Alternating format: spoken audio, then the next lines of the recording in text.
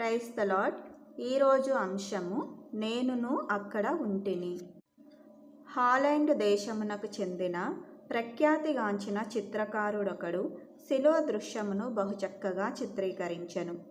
చీకటైన వాతావరణంలో రక్తము ప్రవహించుచుండగా శిలువపై వ్రేలాడుచున్న దైవకుమారుని యథారూపముగా కొరడా దెబ్బలు గాయములు సహితము ప్రతిబింబింపజేయునట్లు చిత్రీకరించెను.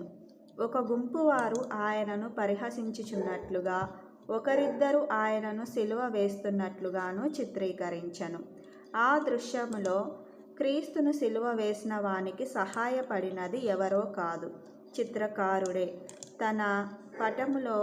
తన పటమునే దానిలో చిత్రించి ఉండెను.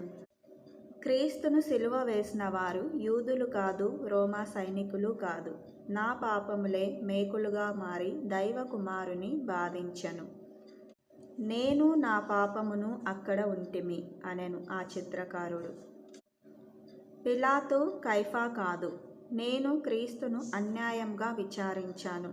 క్రీస్తును సిలువకు కొట్టిన మేకు ఇనుముతో చేయబడినది కాదు, అది నా అతిక్రమముల వలన చేయబడినదే. క్రీస్తు శిరస్సున గ్రుచ్చిన ముళ్ళ కిరీటము నా హేయ తలంపులే అని గ్రహించి పశ్చాత్తాపపడుదువా? లోక పాపమును మోసి తీర్చిన గొర్రెపిల్ల నీ పాపములను మోసి తీర్చెను గదా.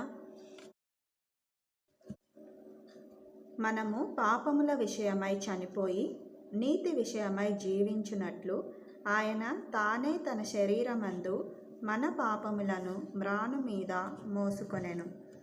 1 పేతురు 2వ అధ్యాయము 24వ వచనం.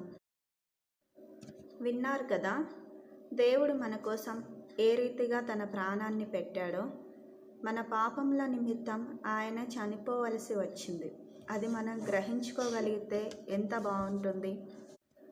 మన పాపములన్నీ ఆయన సిలువలో మోసుకొని ఆయన మరణించి ఆయన నీతిని మనకిచ్చి మనల్ని జీవింపజేస్తున్నాడు. తన కృపను మనకి ఉచితంగా ఇచ్చాడు.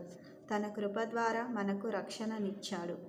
అంత గొప్ప దేవుని మనం గుర్తించగలిగితే, మన పాపముల విషయమై పశ్చాత్తాపపడితే మనం ధన్యులం. పాపం లేని మనిషి అంటూ ఎవ్వరూ లేరు. పాపం నుంచి విడిపించేది యేసయ్య రక్తం ఒక్కటే. ఆ రక్తంలో కడుగబడిన వారే నీతిమంతులు. ఆయన తన కృప ద్వారా ఉచితంగా ఇచ్చిన ఈ నీతి వస్త్రాన్ని నీవు కూడా ధరించుకొందువుగాక. ఆమేన్.